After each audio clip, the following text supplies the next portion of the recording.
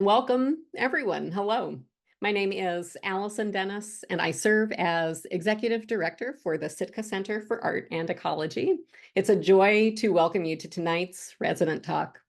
Sitka is located at Cascade Head on the north central Oregon coast and resides on the unceded traditional lands of the Indigenous people now represented by the Confederated Tribes of the Grand Ronde and the Confederated Tribes of the Siletz Indians. And now it is my pleasure to introduce the first of tonight's residents. Pamela Hadley is a time-based light artist living in Portland, Oregon. Interested in how embodied viewing changes the scale of time and place, Hadley creates highly immersive environments by engineering dark spaces and using projected minimalist animations in response to specific objects or places. Believing that phenomenological experience can be an agent of social change, Hadley seeks to make these experiences freely accessible to anyone.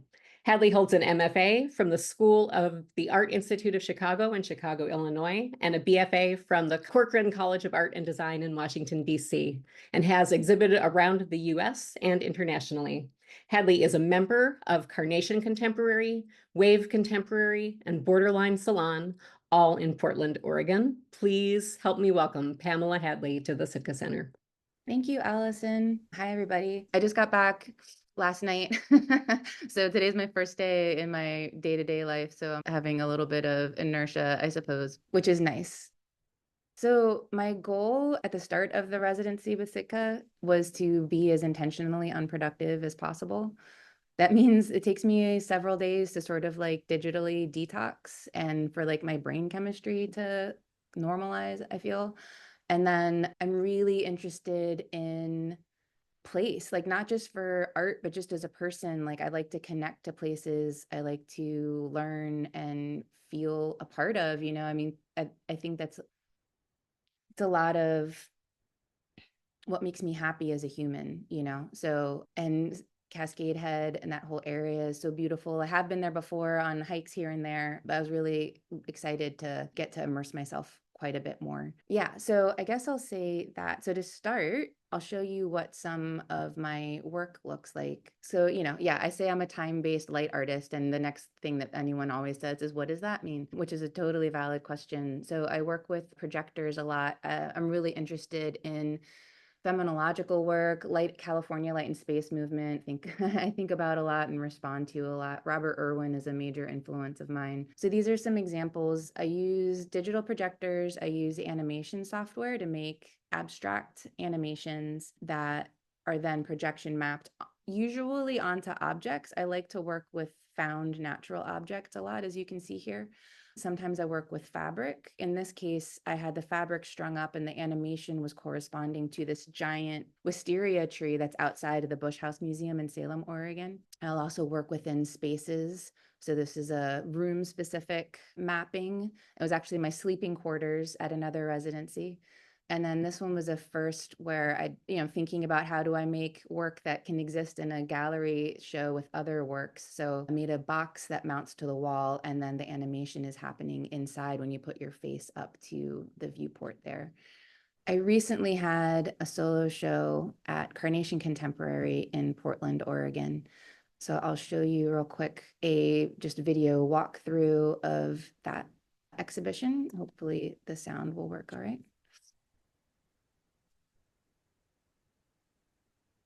I don't hear it. It's okay. The sound is like ambient nature sounds with rain and wind and some animal sounds. So the whole gallery I turned dark. I put black fabric on the walls and did a drop ceiling out of the black fabric as well. And it almost was like a curtain maze you had to walk into to get into the interior dark area. Interestingly, the Sitka Invitational show and sale was happening while my exhibition was up. So I was really lucky to have Allison and other Sitka folks just talking up my show to visitors to the sale. So that was really cool to get to start to build a relationship with the audience as well as with Sitka people themselves while we were there. So that was really special. I appreciate that from you all. One other thing I want to show you first. I found in the library this like binder with like loose leaf Xerox copies in it. And it was this, it was on the local site. I was really interested. I've been trying to be much more intentionally conscious of what it means to be a white person moving through the spaces that I move through. I think part of my privilege is that I get to not think about that most of the time if I don't want to, and I'm making an effort to think about it. So the way I tried to engage with that at Cascade Head was to read this history, archaeological site history. I won't go into all of it, but it turns out just the recent history that white settlement happened, less than 150 years ago in that place, that it was one of the last places on the Oregon coast to ever be settled, changed my perspective of a lot of the experience there. So I just wanted to make note that I had read that, and just for context. And then I got into spending time outside. So just lots of photos. This was the day I drove out, the day of the bomb cyclone. So this was the day after.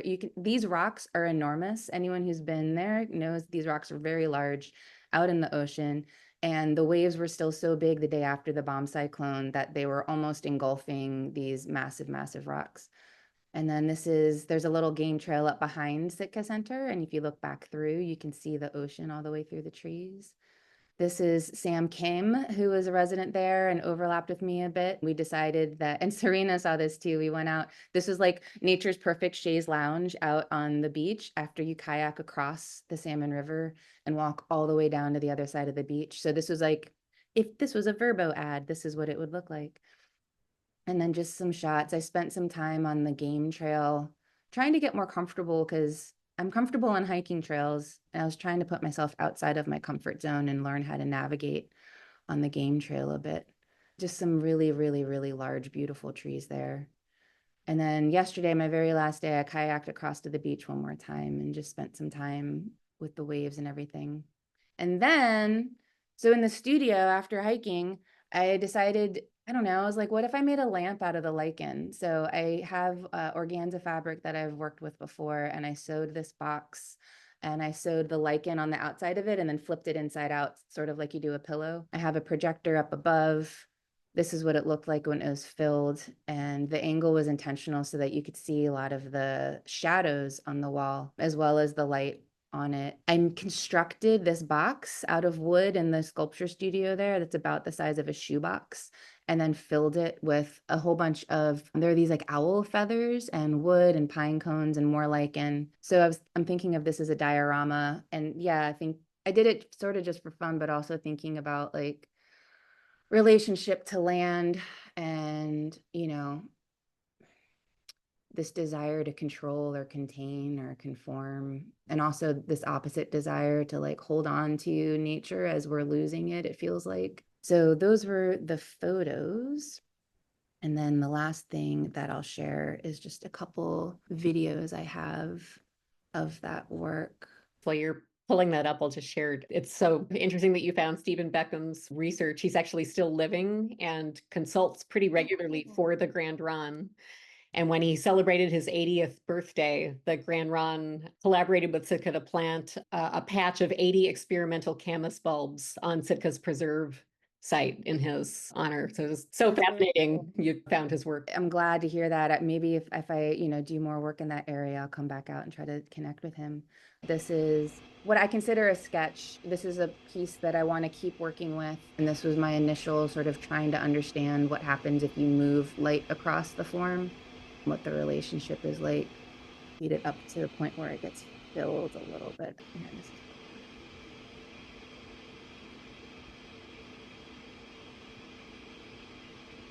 And I was really thankful my fellow residents came and spent some time in the studio with me, and as well as Nancy and Maria. And it was really nice to get to share the work on site with people who know the place so well.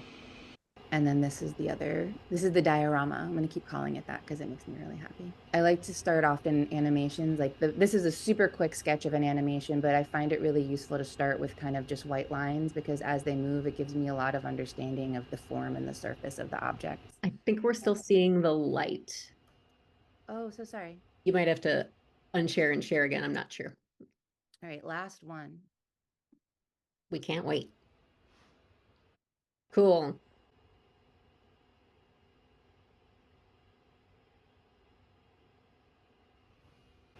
So this is also something that I'll absolutely keep working with, and you'll probably see advertised shamelessly somewhere very soon.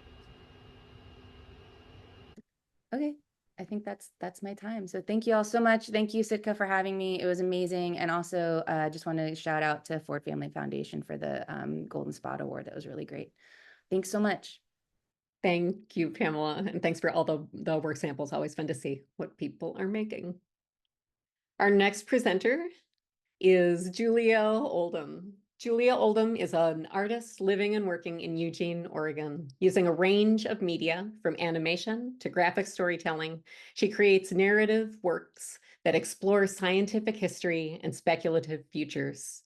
Her work has been shown widely, including exhibitions and screenings at the Queen's Museum, Smack Mellon, MoMA PS1, the Museum of Contemporary Art Chicago, and the Northwest Film Center at the Portland Art Museum. Julia is one of Sitka's 2024 Jordan Schnitzer printmaking residency participants and was working in collaboration with printmaking fellow Mika Aono this past month. Please join me in welcoming Julia to Sitka. Hi, thank you so much. I'm going to share two concurrent projects that are pretty different in terms of media, but with a lot of overlapping subject matter. So I've been participating in the L.L. Stewart Fellowship through Oregon Prax at OSU. This is the first project I'm going to tell you about.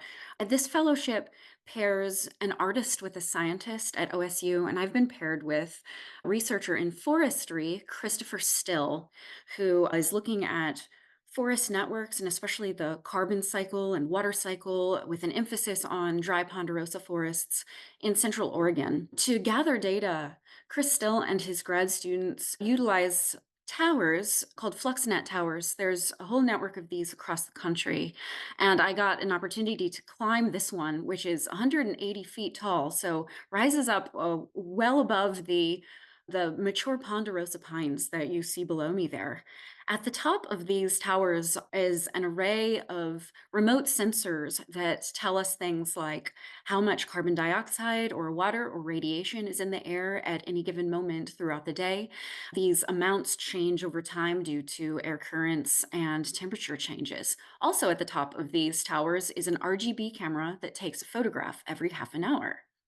I've been utilizing data from these RGB cameras, which in some cases have been running for close to 20 years, to create time-lapse videos. So what you see here is a time-lapse from a tower at a young ponderosa pine site. And using a little bit of light coding, I'm organizing these, so 13 years of photographs taken from the top of the tower.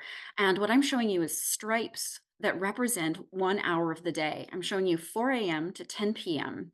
So as you see, the image widens during the summer and gets narrower in the winter when the day is shorter. I was interested in showing as much data as possible in a short amount of time, so you get to see 13 years in 3.5 minutes.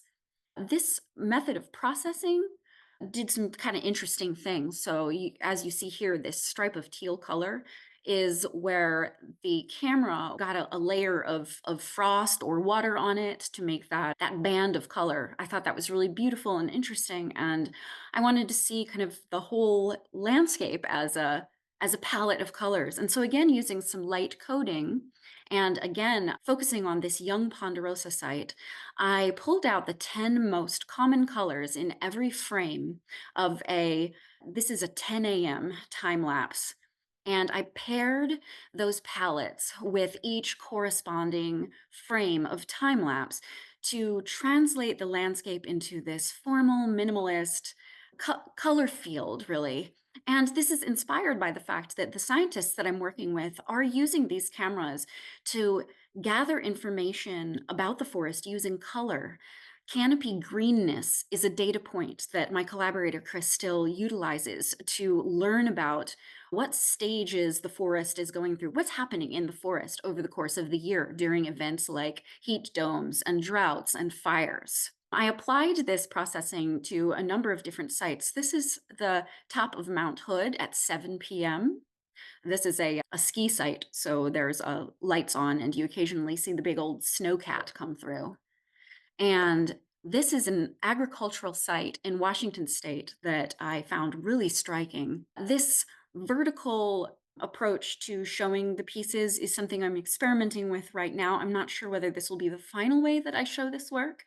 However, it led me to the next stage of this project. What I'm working on next is layered video portraits of forests using different lens-based tools to create this like full portrait of the forest, looking at the canopy, the mid-story, and the understory.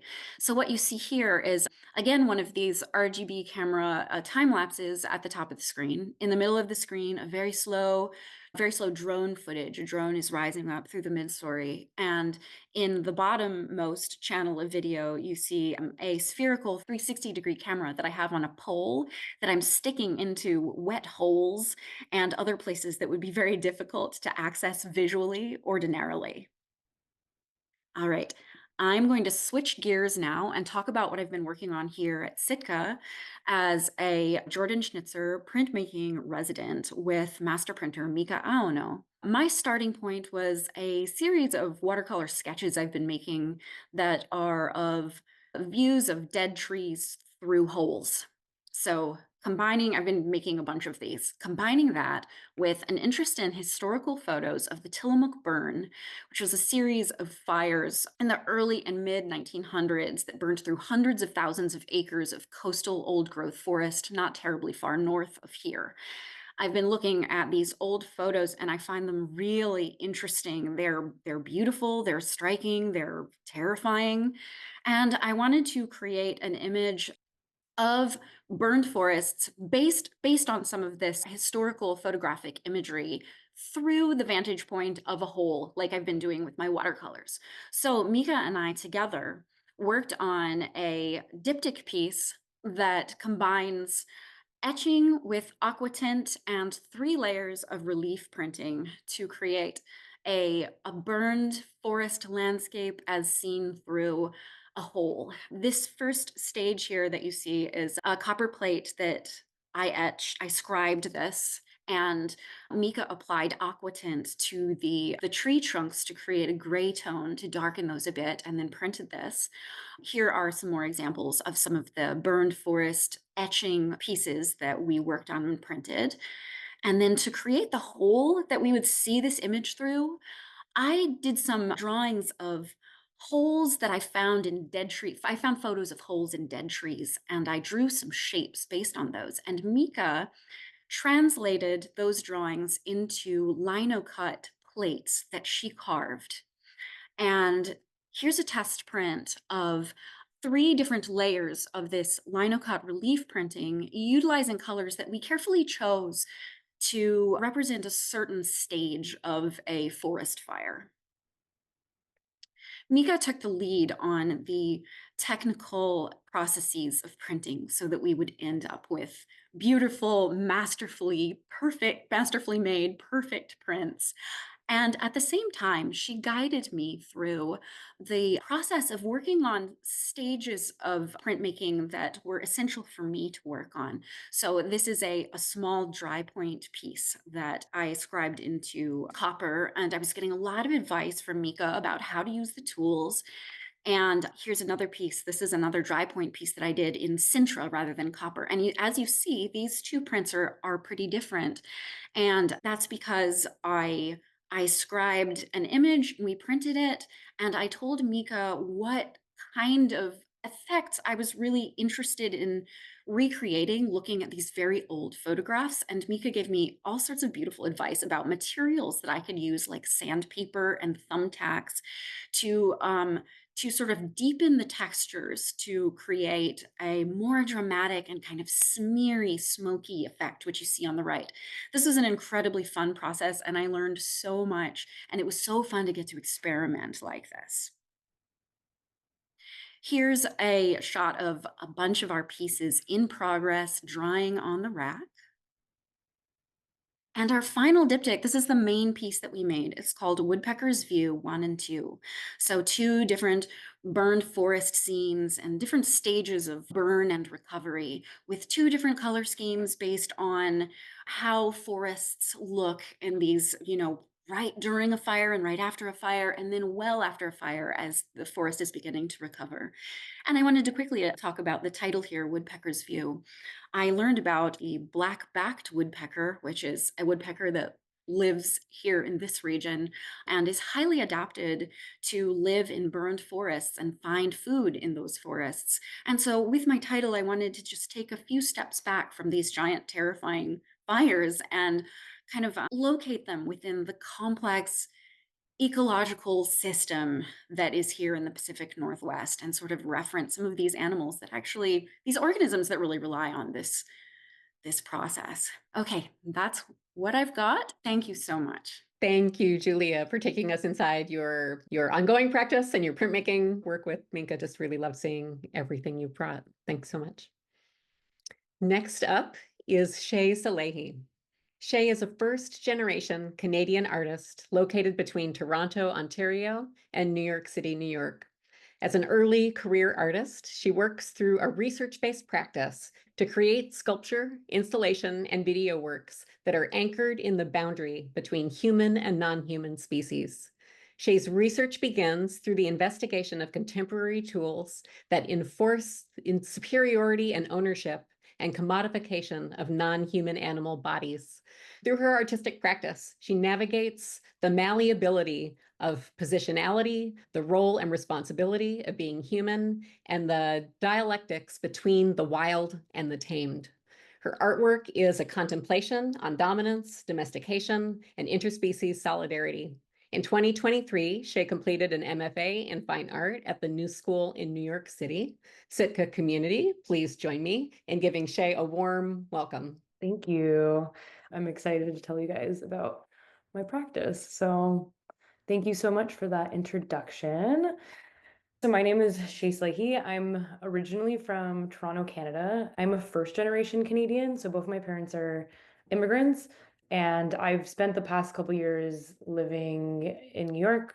I moved there for graduate school, and I've kind of just like hung out there since. So being at Sitka has been really special because it's very necessary to get out of the city as often as I can. And I'm just really grateful to be here. It's been such an incredible time so far. So I'm going to show you guys a couple of pieces I've made, and I've been working on two projects while at Sitka, so I'm just going to talk about one of them afterwards.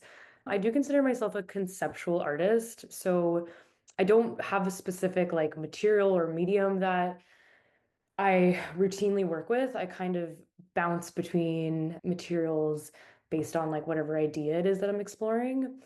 So this piece was kind of born from this year-long like collection of eggshells. I don't personally eat eggs, so I was collecting the eggshells as like this ritual from local bodegas and like breakfast spots around New York City. And I was kind of like building these relationships with these cooks and gathering the eggshells every day and just like washing them and taking care of them and sun drying them. And this is one of the few pieces that kind of came out from that ritual. So this sculpture it's the weight of 22 eggshells.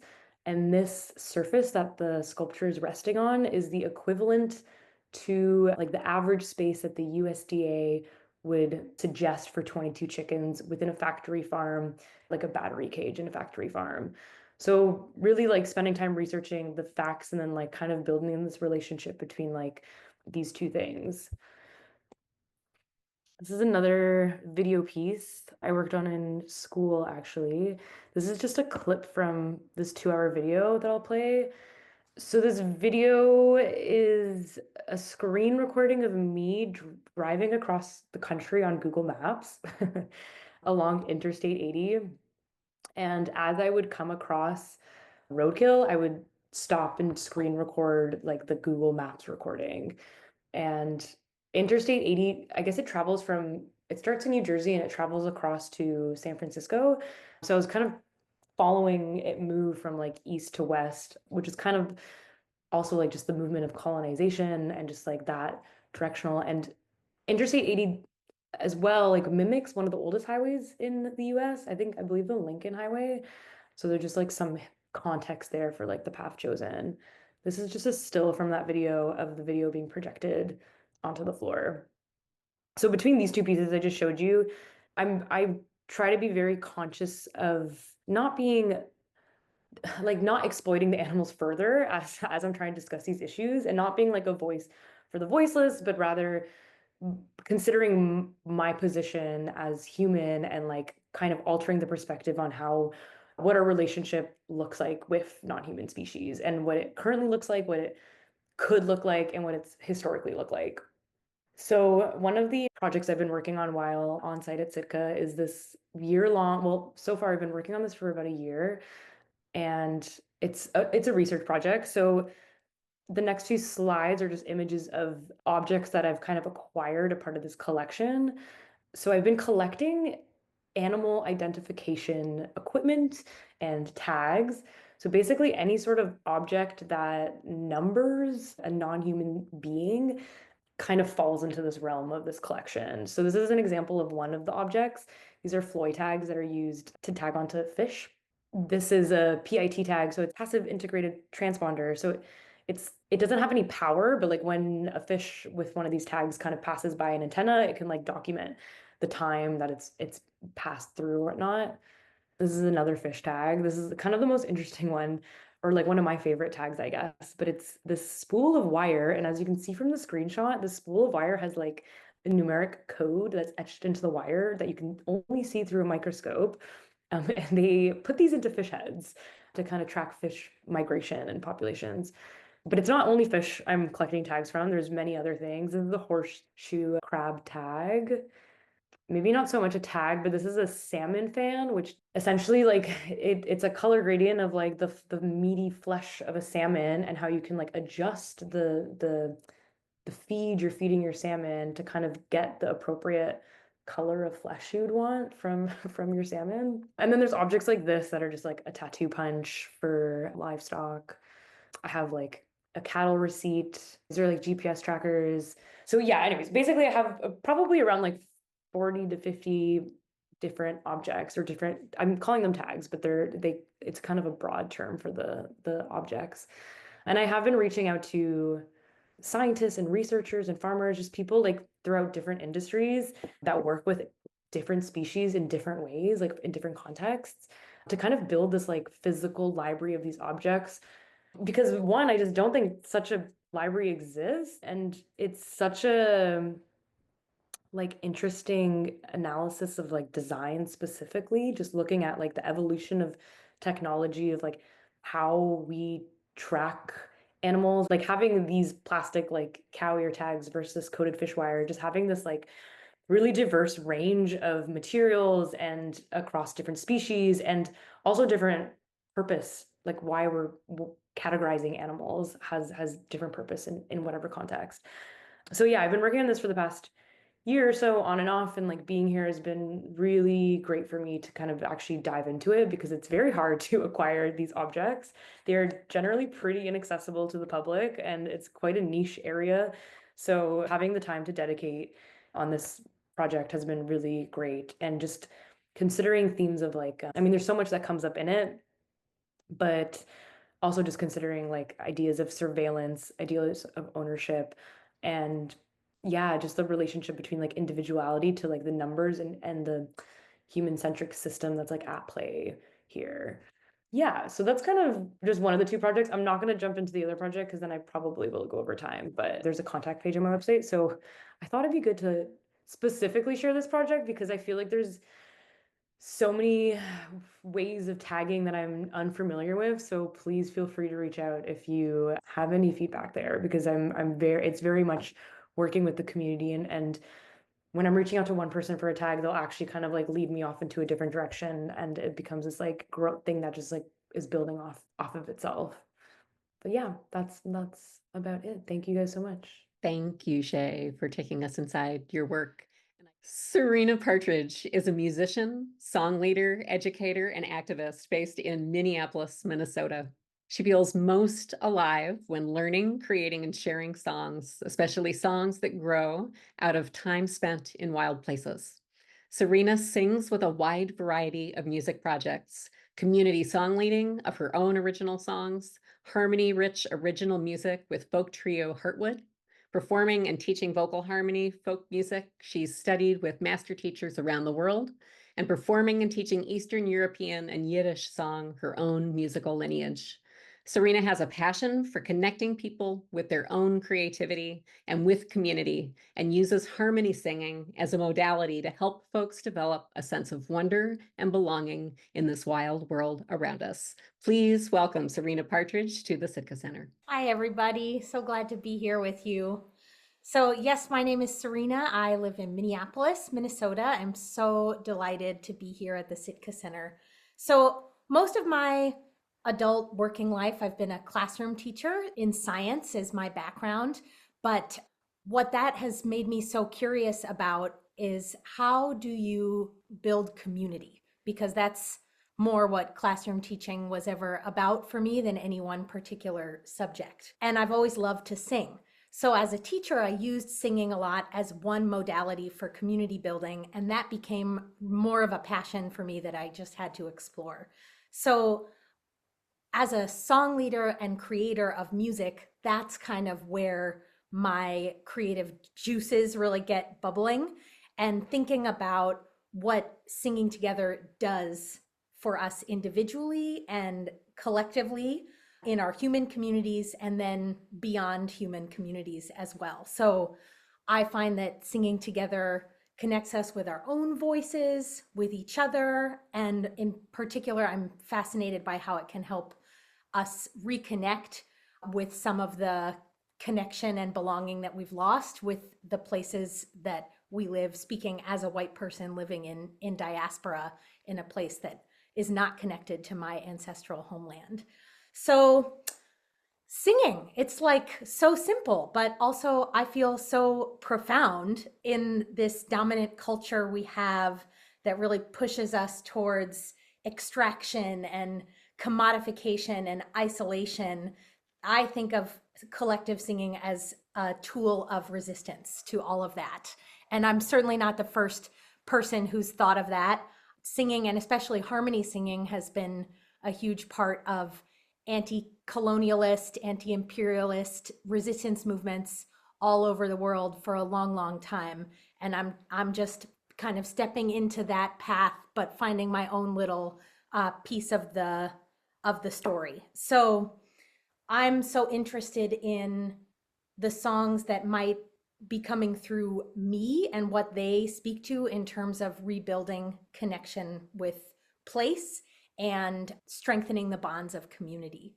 So my project here at the Sitka Center, I've been here about a week, has been exploring this beautiful place and getting myself to listen and kind of put up my little antennae and set the table and see if any songs want to come hang out, and then doing my best to collaborate with the place to create and channel some of that music. And I was thinking about this, it's like, yeah, I'm trying to collaborate with the land, singing with the land, but collaboration doesn't mean I disappear. I'm sure all of you who are artists and collaborators, you know that's a bad collaboration when your voice doesn't really come through.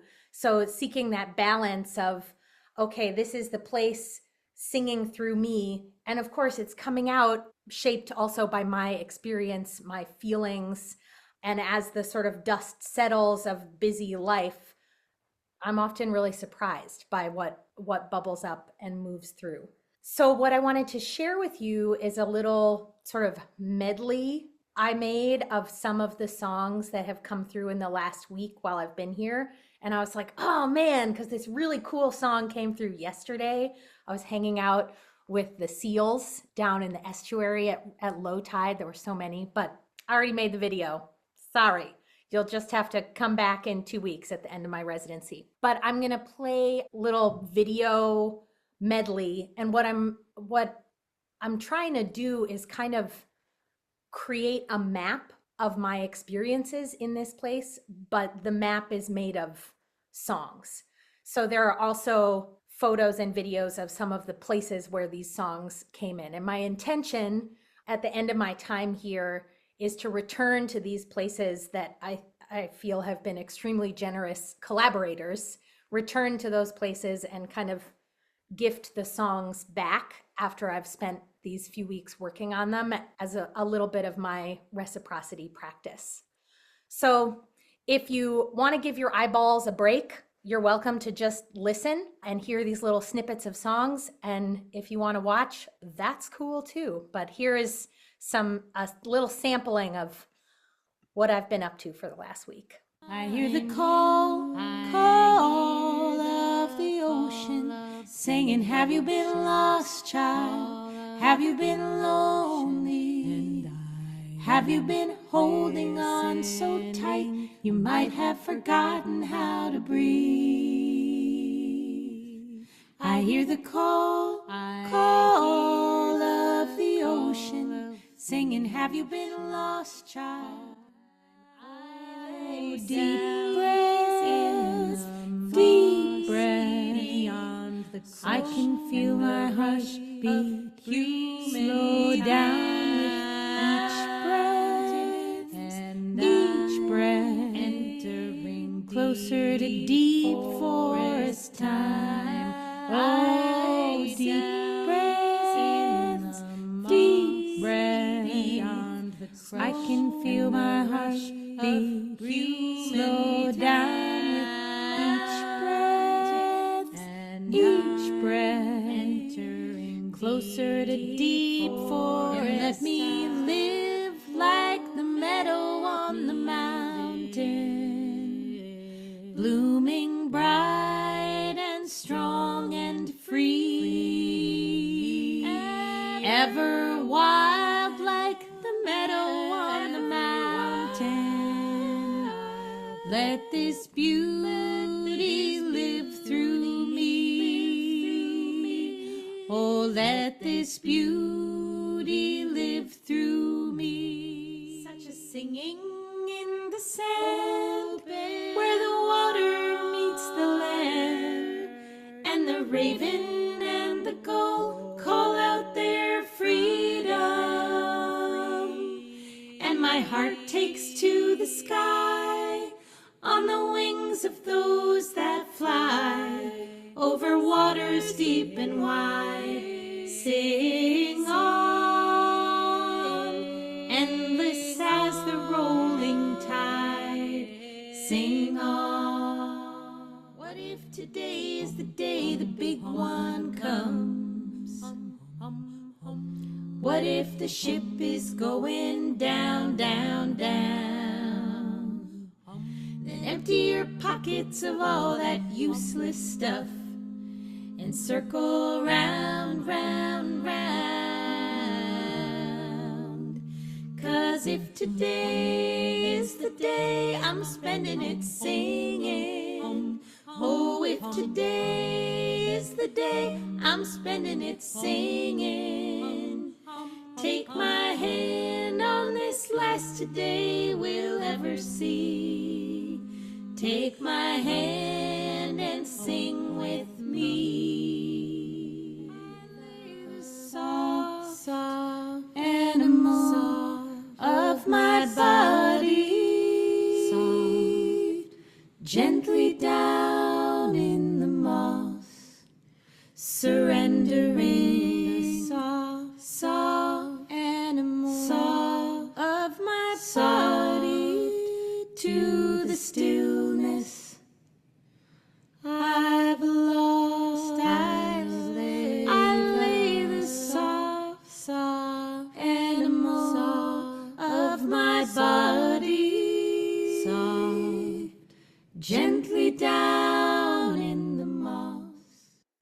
Cry of the hawk in the bright blue sky, carry it away out to the sea. Feathers flash as you circle high. May you be free, free, free. Fearless gull as you skim the spray, carry it away out to the sea. And the diving duck as she slips away.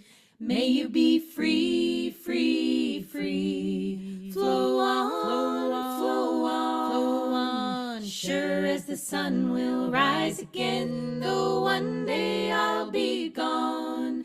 The life of the earth lives on. Flow on, flow on, flow on, flow on. Sure as the sun will rise again, though one day I'll be gone. The life of the earth lives on. From the mighty spruce to the tiny fern, carry it away out to the sea. All things growing in their turn, may you be free, free, free. Thanks for listening. And it's my hope to carry these songs back. A lot of my work is leading community choirs and different kinds of singing groups. So kind of let this place that has generously sung through me also carry these stories and songs to be sung in the Midwest and let their medicine keep trickling out. So thanks so much. Thank you for singing for us, Sarina. Our last resident participating this evening is Sarah Ann Woodbury. Sarah is an earth-based poet, performer, and multidisciplinary artist who works in embedded conversation with the animate beings around her, drawing on experience in music, movement, writing, listening to the land, and earth-based healing and activism. Her process has ears that prick to the smallest glints of the sentient world. Sarah's publications include poetry in National Review's Calyx Journal and the American Journal of Poetry, an essay exploring Mormon multi-species kindreds, and a dance poetry film for Great Salt Lake. Please join me in welcoming Sarah Ann Woodbury to the Sitka Center. Oh, thank you so much. I'm just so grateful to be here and really humbled following these incredible artists, and also jealous of the visual artists for just being able to share such beautiful stuff in the presentation mode. But yeah, I'm feeling just so grateful. I've also been here about a week, and just seeping into this place has been so nourishing for my work and my process, and I'm excited to share just a little bit about that with you all. So just to ground a little bit of background where I'm kind of coming from to lead you through my process, I was born along the Wasatch stretch of the Rocky Mountains, and that's where I still live and work. I've been really tended by Great Salt Lake, which I'll speak a little bit more about later. And the picture here that I wanted to include was of an old juniper growing in the mountains that hold me very often back home. And I have a lot of other close teachers and collaborators back home, spiders and lots of different types of snakes, phalaropes, which I'll speak a little bit about later as well. And as for the human kind of side of things, I come from a long line of Mormons. I am a 6th generation Utah descended from Mormon settlers. And this photo here on the left is of Brigham Young and his many wives. And this photo on the right is my great-great-great-grandmother, who, along with my other great-great-great-grandmother, actually cut their hair in protest when their husbands took on second wives. So these are the people that I come from. And so I was born into this world, very specific. And if you know anything about Mormonism, there's just a lot there that I won't dive into. But this photo on the right here, I wanted to share because it kind of moves into this thing that I'm working with here and that I've been thinking with and feeling and dancing and singing with, which is this feeling of shattering. So this photo on the very right was taken right after I got engaged to be married in the temple, which is, again, this kind of central part of Mormonism, and made a promise that oppressed myself as a woman to the man I was engaged to. And I find it really just interesting to kind of see my face in that place, because it's supposed to be a celebratory moment, and yet this is kind of when my shattering began. And so that kind of began this long period of feeling myself break open, asking women how they live these promises that essentially promise to obey another person and that go to God or to the mystical or the divine through another person only. And as I kind of started to break open, I felt these really nourishing parts of myself start to kind of come out wildly. And I don't know how else to describe it, but I felt the more than human world kind of start to work their way into and through my muscles and my body. And yeah, there was something about cracking deeply open toward the more than human world, where I started to feel this deep embedment in myself and started to feel that the lands and waters around me were taking me into themselves and accepting me as this kind of broken beast. And one being in particular who was really there carrying me through this, time where I lost my sociality, my world, my understanding of the divine, essentially. But this one being was really there, and her name is Great Salt Lake.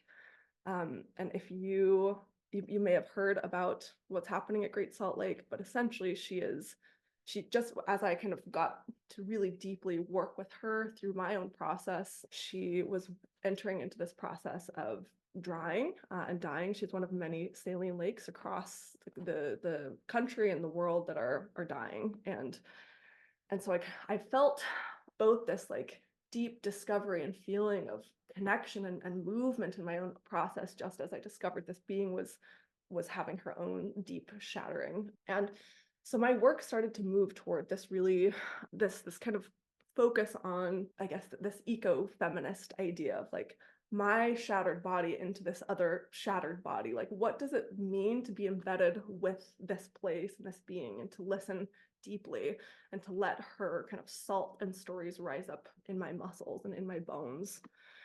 And so that began a long journey. It feels a little bit long. There's just been a lot in it. My first kind of full project outside of my own ritual practices with the lake was this short film that worked with dance and poetry that I made in collaboration with Great Salt Lake. And I approached the lake first for consent and in kind of this ritual opening and asking for collaboration. That's based on Robin Wall Kimmerer's work, who talks about consent and seeking that with the more than human world when you interact with them. And so this was kind of something that bubbled and emerged in a really earthy way with a couple of other local artists and with the lake herself. I'm just going to play a minute or two of this for you here. Skin between salt and sky.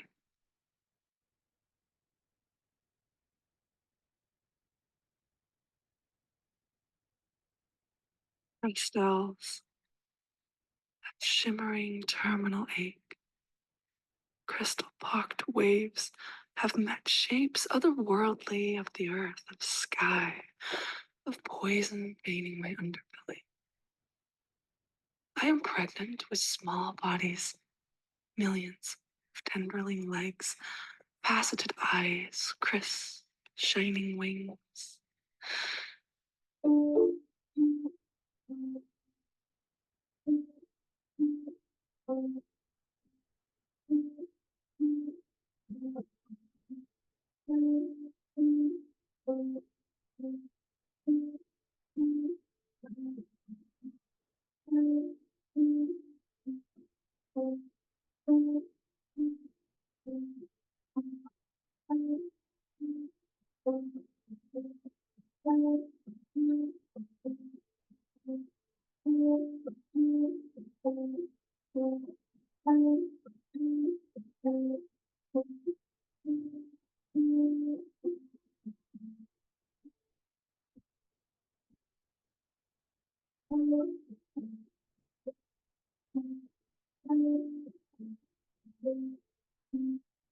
Okay, so there's just a little taste. You're welcome to go watch the rest after.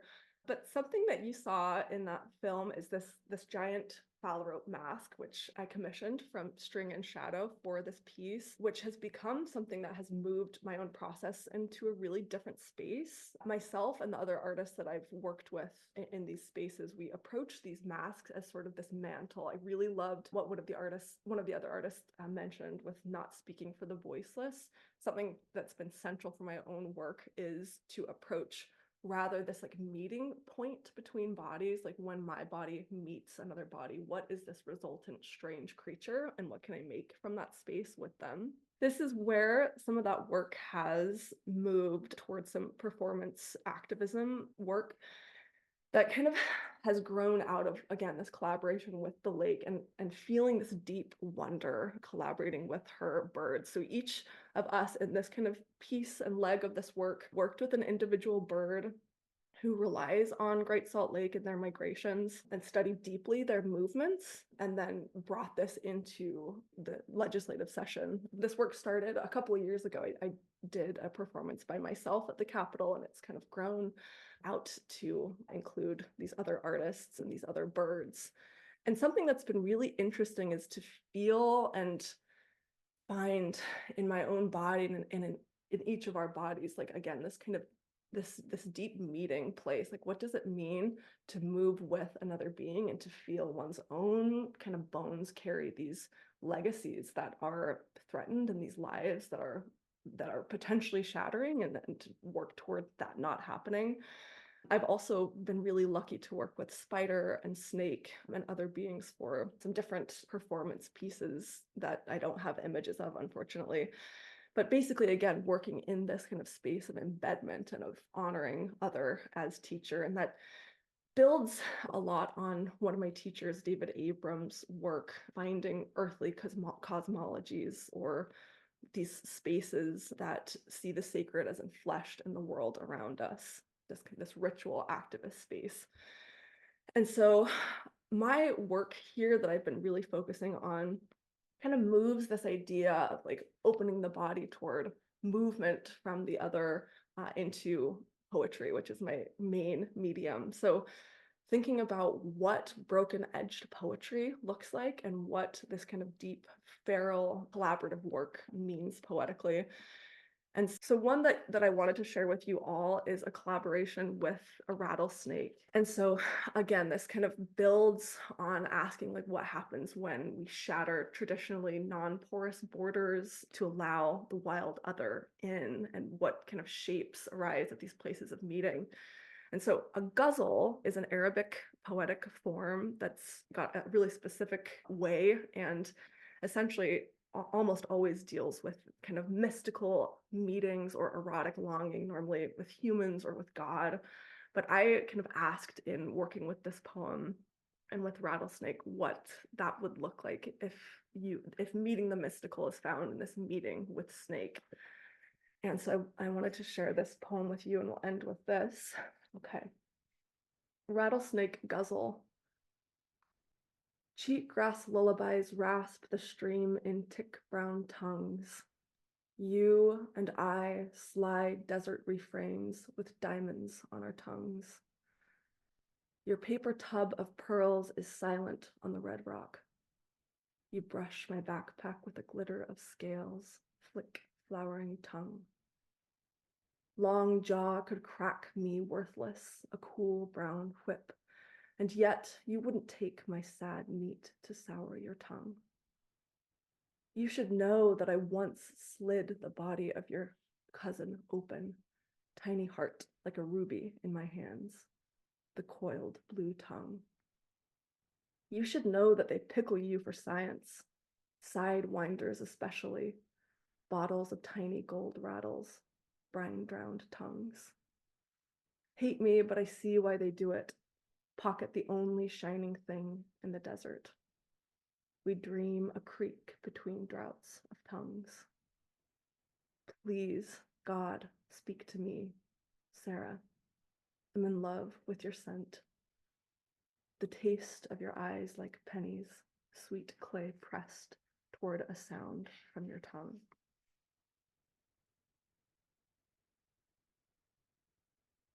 I'm really excited to be here and work with, again, moving with place and seeing what arises in these kind of porous meeting places with the more than human world. And it's been such a delight to be in this place of a lot of nourished life coming from the desert where I'm normally working. So just thank you all so much for this time and for sharing. Thank you so much, Sarah, for taking us inside your work and your practice. The through lines, just the unexpected through lines when we bring groups together like this are always so rich, from the fracturing that you're exploring, Sarah, to Shay's eggshell fractured constructions, just the different kinds of layering from Sarina's vocal layerings to the layering that Julia's doing in her printmaking explorations with the woodpecker tree holes on top of each other, to Pamela's striated lichen shoebox and just all of those layers. Just there, you could go on and on, but always my favorite part. So thank you to Sarah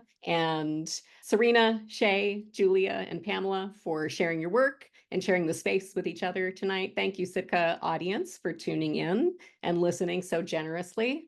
We look forward to seeing you for our next resident talk. Good night, everyone.